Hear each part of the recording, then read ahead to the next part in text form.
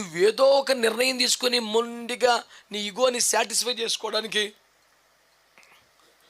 ముందుకెళ్ళిపోతున్నావు. Correct కాదు. నీ నిర్ణయాన్ని మార్చుకోకూడదు నువ్వు. తప్ప హిజ్కియా నువ్వు వచ్చేనన్నా అని దేవుడు కమ్మగా పిలిచాడు. అయ్యా ప్లీజ్ అయ్యా, నా భక్తిని ఒకసారి జ్ఞాపకం చేసుకొని ఏడ్చి ప్రార్థన. సర్లే 15 సంవత్సరాలు ఇస్తున్నాను. దేవుడే నీ ఏడుపు, నీ పశ్చాత్తాపం, నీ కన్నీరు, నీ ప్రార్థన చూసి దేవుడే తన నిర్ణయాన్ని మార్చుకున్నాడు కదా. నువ్వు ఏపాటోడివయ్యా, ఎక్కువ తక్కువ మాట్లాడుతున్నావు. నీ నిర్ణయాన్ని మార్చుకోకూడదా అనుకున్నావు. కరెక్టే. ఇప్పుడు దేవుడు చెప్తున్నాడు కదా, మారకూడదా?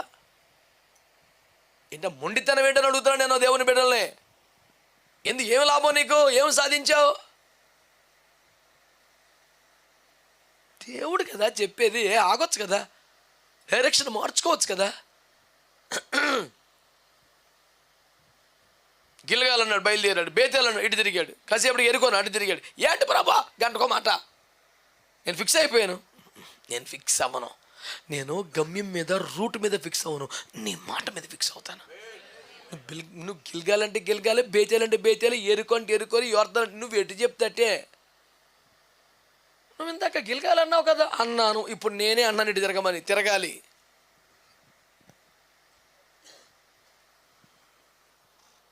ప్రభువులో గట్టిగా ఉండంటే తీసుకుని స్వంత నిర్ణయాల్లో గట్టిగా ఉంటారేంటండి?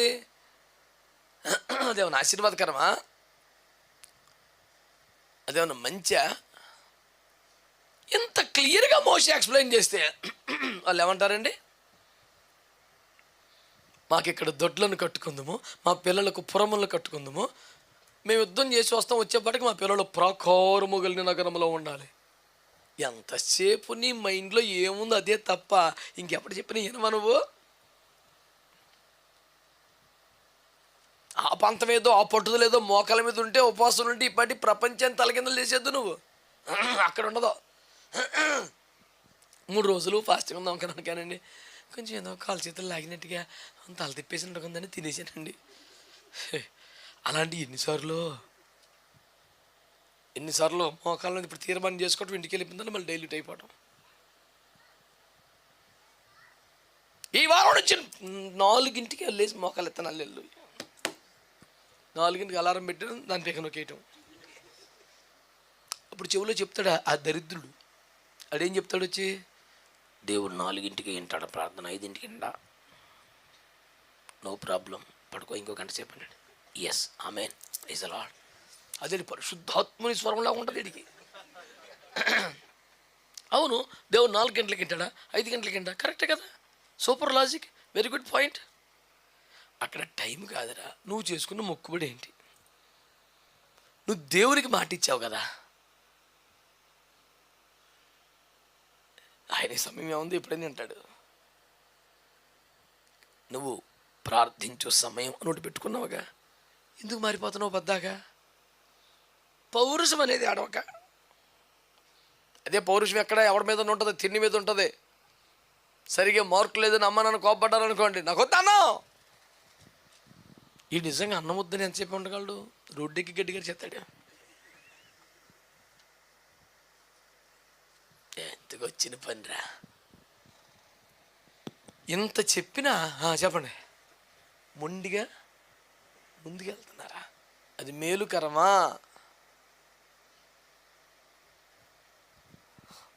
వాగ్దాన దేశములో స్వాస్థ్యము వద్దనే ఒక పనికి మళ్ళీ అడ్డగోలు తలతెక్క తీర్మానాన్ని, నిర్ణయాన్ని పోషించుకొని దాని నుంచి ఎన్ని హెచ్చరికలు చేసినా వెనక్కి తిరగకుండా మొండిగా ముందుకెళ్ళిపోవడం అవసరమా? అది నీకేమన్నా మంచా? నా బాధ మీకు అర్థమవుతుందా? కోపంలో తీసుకున్నావో, సంతోషంలో తీసుకున్నావో, బాధలో తీసుకున్నావో, అవసరాన్ని బట్టి తీసుకున్నావో, ఏదో నీ జీవితానికి సంబంధించి అది ఆర్థికమా, కుటుంబమా, చదువా, వ్యవహారమా, స్నేహమా, సంబంధమా, సహవాసమా, ఏదో ఒక నిర్ణయం అయితే చేసావు. అది మంచిది కాదని, కరెక్ట్ కాదని, ఆ రూట్ మంచిది కాదని, ఆ సంబంధం మంచిది కాదని, ఆ వ్యాపారం మంచిది కాదని, ఆ ఏదో దేవుడు తన వాక్యం ద్వారా, ఆత్మ ద్వారా, సేవకుడు ద్వారా మాట్లాడాడు. నువ్వు ఆగాలా వద్దా? బ్రది బోధ. మోషే లాంటి గొప్ప దేవుళ్ళని అంత కమ్మగా అన్నిసార్లు చెప్తే మొండితనం ఏంటండి? అంత విన్న తర్వాత సరే అండి మీ మాటను బట్టి వస్తాం, యుద్ధం చేస్తాం, మళ్ళీ వెనక్కి వచ్చేసి ఇక్కడ దొడ్లు కట్టుకుంటాం, మేము ఇక్కడ పురాలు కట్టుకుంటాం, ప్రాకారం. మరే యెరూషలేము చుట్టూ పర్వతాలు పెట్టాడు ఆయన. నువ్వు ఎంత గోడ కడతావురా తెంగర మాట్లాడకపోతేనే? నువ్వు గట్టి గోడ ఎంత? నువ్వు గట్టి గోడ ఎంత?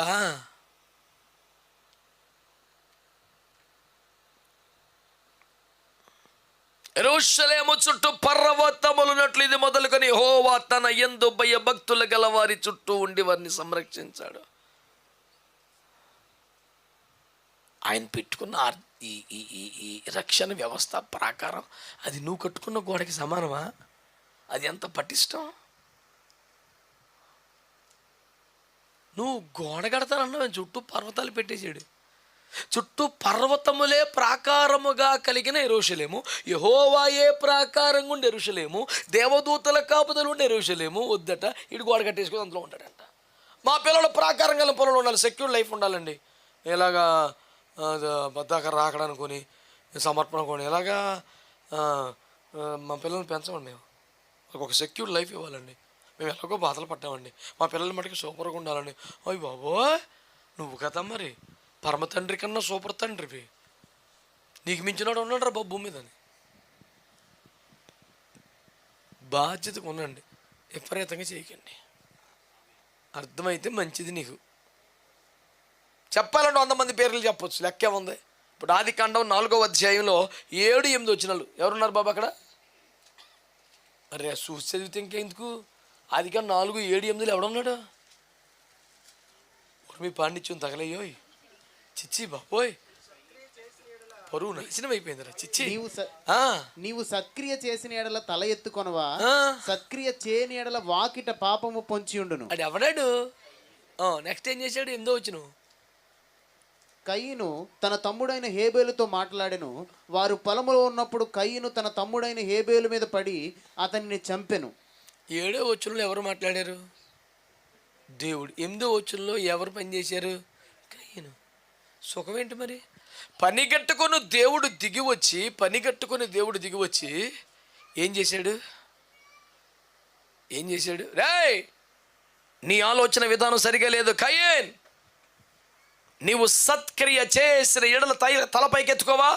నీకెందుకు అంత కోపం? ఎందుకు వద్దు? నువ్వు ఎలా బయటికి వెళ్ళకో. నువ్వు ఇలాగా బయటికి వెళ్ళిపోతే వాకిట్లో పాపం పొంచి ఉంది, వెళ్ళకో. నువ్వు మోకరించు, ప్రార్థన చేసుకో, సరి చేసుకో, వదిలే కోపాన్ని, సరిగ్గా బలి అర్పణ చేయి. అవసరం ఆయనకి? బలి అర్పణ అంగీకార యోగ్యముగా చేసిన హేబేలును కూడా కాదని ఈడు చెడిపోయిలో ఉన్నాడని కంగారు పట్టి వీడి దగ్గరికి వచ్చి వీడితో మాట్లాడి నీ చేస్తే వద్దురా, వద్దు, ఎదరికెళ్ళొద్దు, మంచిది కాదు, వచ్చేయి అని చెప్తే కనీసం దేవుని చూడకుండా రెస్పాన్స్ ఇవ్వకుండా ఎదరికి వెళ్ళిపోయాను, చంపేశాడు. అప్పుడు 12వ వచనంలో అయ్యో నా దోష శిక్షణను భరించినంత గొప్పగా ఉంది, నీ సన్నిధికి రాకుండా నన్ను గెంటేసి. మరి గెంటైపోతే ఏం చేయమంటావు? నువ్వు వినవు కదా, నీకు నచ్చదు కదా, చెప్పిన మాటకి ఇబ్బంది కదా. దేవుడు వారించిన హెచ్చరించిన మొండిక ఎదరికి వెళ్ళిపోయినాడు, ఎవ్వడు బాగుపడలేదు. నేను చెప్తున్నాను బాగానండి మాట. దేవుడు వారించిన దర్శనం ద్వారానో, స్వప్నం ద్వారానో, వాక్యం ద్వారానో, ఆత్మ ద్వారానో, దైవజనుని ద్వారానో ఏదో రీతిగా దేవుడు నీ మార్గము నిర్ణయము సరికాదని హెచ్చరించిన తరువాత అప్పటికలాగా సైలెంట్గా ఉండి మొండిగా నీ నిర్ణయం అమలు చేసావో నిన్నెవడు కాపాడలేడు. నేను చెప్తున్నాను, ఎందుకంటే నిన్ను దేవుడే వదిలేస్తాడు కాబట్టి. నువ్వు వింటలేదుగా, మరేం చేయాలి? పని కట్టుకొని కయ్యి దగ్గరికి దిగి వచ్చి ఒక అర్పణగా చేతున్నా అదో స్తోత్రం చెప్పడం ఆడి దగ్గరికి వచ్చి తప్పురా రే, అలా కాదురా, కయ్యను బుజ్జగించి ప్రతివాలి చెప్పవలసిన అవసరం దేవునికి ఉన్నదా? ప్రేమ కాకపోతే ఇంత రవ కాతరలేదండి మనిషికి. మొండిగా ముందుకెళ్ళిపోయినటువంటి కయ్యను ఏమన్నా లాభపడ్డా? దీవించబడ్డా? ఆదికాండం 19 17వ వాక్యం చదవండి. ఆ దూతలు వారి వెలుపడికి తీసుకుని వచ్చిన తర్వాత ఆయన, నీ ప్రాణమును దక్కించుకున్నట్లు పారిపోము, నీ వెనుకకు చూడకము, ఈ మైదానములో ఎక్కడ నిలువక నీవు నశించిపోకుండా ఆ పర్వతమునకు పారిపోమ్మని చెప్పగా లోతు, ప్రభువా అలాగు కాదు. 20వ వచనం. ఇదిగో పారిపోవుటకు ఈ ఊరు సమీపంలో ఉన్నది, అది చిన్నది, నన్ను అక్కడికి తప్పించుకొని పోనిమ్ము. అది చిన్నది కదా, నేను బ్రతుకుదునని చెప్పినప్పుడు నువ్వు ఎక్కడ బతకాలో ఆయన చెప్తున్నాడు కదా. ఇక్కడ ప్రమాదం నాన్న, నీకు మంచిది కాదు అని పనిగట్టుకుని దిగువచ్చి చేయబట్టుకుని బయటికి లాక్కొచ్చి పారిపో నాన్న, వెనక్కి చూడకరా, ఇదిగో ఆ కొండ మీదకి. ప్రభా అలా కాదు, నువ్వెవడవరా చెప్పడానికి, అలా కాదు ఇలా చేద్దాం. ఆయన చెప్తున్నాడు ఇలా కాదు ఇలాగని, ఇతరులు అలా కాదు ఇలాగని. సొదొమని ఎంపిక చేసుకోవడం నీ తెలివే. అక్కడ నిన్ను నీ భార్య బిడ్డలను కూడా శత్రురాజు ఎత్తుకెళ్ళిపోతే అబ్రహాం కాపాడిన తర్వాత కూడా మళ్ళీ అబ్రహాంతో వెళ్ళిపోకుండా అక్కడే నిలబడిపోవటం నీ నిర్ణయమే. ఇంతకాలం ఇక్కడున్న దుర్మార్గుల కామ వికార చేష్టలకు నీతి గల మనసును ఒప్పించుకుంటూ బాధపడుతూ బతికినా నీ నిర్ణయమే. అంత సావపోతే వెనక్కి వచ్చేది కదా, అంత టెంపర్ ఎందుకు నీకు? నీ నొత్తే కాదన్నాడు అబ్రహాం, పోజు వచ్చేసాం ఇంకేదో మళ్ళీ ఏం వెళ్తాం ఇక. వెనక్కి వెళ్తే తప్పే ఉంది, మీ నాన్నే కదా, అంత పోజు ఎందుకని అడుగుతున్నాను. దేవుడు అంతటి వాడే. యెషయా గ్రంథం 1:2 మనం సమాధానం పడిపోదాం. ఎందుకురా అని మాట్లాడుతుంటే మనుషులకి ఎంత పోజ్ అండి. ఇంకేం మానేసం మళ్ళీ వెళ్తే ఏం బాగుంటుందండి. నీ తండ్రి దగ్గరికి వెళ్తాక నీకు నొప్పి అంటారు, నాకు అర్థం అవుతావు. మరి అలాంటి పనికి మాలిన హృదయాలే దెబ్బలు తినేస్తే తర్వాత బోల్డ్ బాధలు.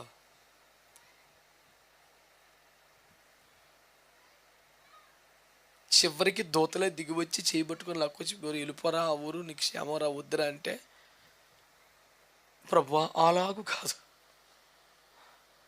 మరి ఏంట్రా, నేను అంత దూరం వెళ్ళాను, ఇక్కడ ఒక చిన్న ఊరు ఉంది, అక్కడ బతుకుతానేమో. బాగా బతికావు నువ్వు, నీ కూతుర్లు చాలా బాగా బతికారు. ప్రపంచం అంతా కూడా చేదు ద్రాక్షలు అందించారు. సిగ్గు శరం లేని పరిస్థితి వచ్చేసింది. నేను చెప్పేది ఒకటే, దేవుడు వారించిన, వద్దని చెప్పిన, కఠినంగా హెచ్చరించిన, మొండిగా ముందుకెళ్తున్నావు, నీకది కరెక్ట్ కాదు. నీ నిర్ణయాన్ని మార్చుకోకూడదా? నీ త్రోవకు దేవుడే విరోధంగా నిలబెడుతున్నావు, ఎంత లెక్క సాగుతావురా బాబు, నీకు ఎందుకు వచ్చిన పని ఏంటి? ఆ గాడిదని కొట్టేస్తాడు, దాన్ని చంపేస్తాను అంటాడు. అన్ని పనులు బదులు వెనక్కి తిరిగి ఇంటికి వచ్చేది కదా. బంగారం లాగేస్తుంది అవతల. కయీనైనా, లోతైనా, బిలామైనా తాము తీసుకుని నిర్ణయించి వెనక్కి వచ్చే ఉద్దేశం వాళ్ళకి. స్వయంగా దేవుడే హెచ్చరించిన అంటే ఇంక నేను అనుకున్నానండి, ఇంక నన్ను ఆశించానండి, నిర్ణయం తీసుకుంటే నేను తగ్గనండి. పెరుగు, తగ్గకు, పెరుగు. ఎంత పెరుగుతావో.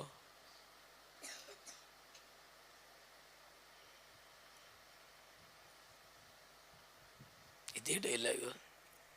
సౌలా, నువ్వు ముని కోలకెదురు తన్నుచున్నావు, ఎంతో కాలం ఆ పని చేయలేవు, వద్దురా అన్నాడు యేసు ప్రభు. ఉగ్రవాదులు అంటాడండి. దెబ్బకి వెనక్కి తిరిగి తిన్నను దనబన్న మార్కులోకి వచ్చాడు. గట్టిగా చప్పట్లు కొట్టండి ఒకసారి. హల్లెలూయా. ఎంత మహిమకర సేవ చేశాడు, ఎన్ని సంఘాలు కట్టాడు, ఎన్ని ప్రత్యక్షతలు పొందాడు. ఏకంగా పరలోకం పరదేశికి వెళ్ళి 3వ ఆకాశానికి మనుషులు ఎవడు వచ్చింపకూడని మాటలు స్వయముగా యేసు ప్రభువే మాట్లాడితే నేర్చుకొని, యుగముల పూర్వము నొయ్యి నుండి మరుగైన దేవుని మర్మాలన్నీ తెలుసుకొని, ఆ మర్మములన్నిటికీ గృహ నిర్వాహకుడై సంఘమునకు నేర్పని శిల్పకర్మల పునాదులు వేసి ఎంత బేభత్సమైన సాక్ష్యాన్ని క్రీస్తుని పోలి నడుచుకున్నాను.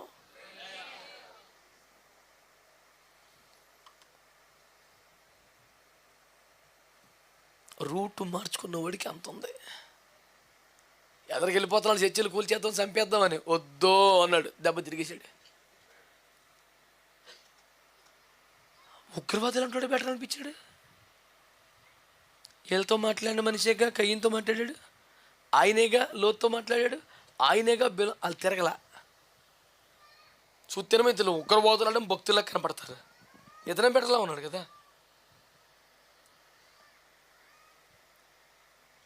అందుకనే మత్తయి సువార్త 21:28-30 వచనాల్లో 2 కుమారులట రే పొలం వెళ్ళి ఆ పని చేయి అని చెప్పాడంట. నేను వెళ్ళాం అన్నాడంట, కానీ తర్వాత వెళ్ళాడంట. ఇంకోటి అలాగే నాన్నగారు అన్నాడంట, కానీ వెళ్ళలేదంట. ఎవడు బెటర్ రా అన్నాడు. ఉందా లేదా క్లియర్గా? అందరూ మొదటి వాడే అన్నాడు, అలా బతకండి అని చెప్పాడు యేసుప్రభు.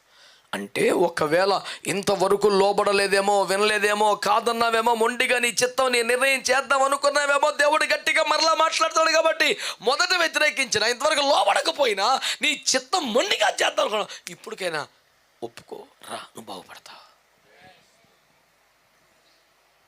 ఎప్పుడో లోబడాలి, ఎప్పుడో సమర్పించుకోవాలి, ఎప్పుడో నిబంధనలోకి రావాలి, ఎప్పుడో నిలకల్లోకి రావాలి. రాలేదు, పోనీ ఇప్పుడైనా రా. తొలుతును అన్నాడు, తర్వాత వచ్చాడు, బాగుపడ్డాడుగా. మొండిగా ఎదురుకెళ్తావా? నిర్ణయాన్ని మార్చుకోవా? దేవుడు మాట్లాడితే కుండొదిలేసిన మనిషి గ్రామాన్ని ప్రభువు దగ్గర తీసుకొచ్చిన ఆత్మల సంపాదకురాలు అయిపోయింది. దేవుడు మాట్లాడితే ఉగ్రవాదాన్ని, మతోన్మాదాన్ని వదిలేసిన మనిషి ప్రధాన అపోస్తలుడి స్థాయికి వచ్చేసాడు.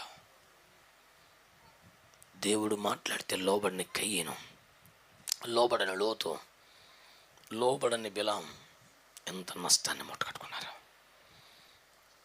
రూబేనీల వలె, గాదీల వలె మొండిగా ముందుకెళ్ళిపోతున్నావు నువ్వు. వద్దు, మార్చుకో. ఆగితే నీ రూటు మార్చుకుంటే, దేవుడు చూపించిన తిన్నని దనబడిన మార్గంలోకి వచ్చేస్తే నీవు దీవించబడతావు, 1000 మందికి దీవెనగా మారతావు. దేవుడు మనందరిని ఆశీర్వదించును గాక.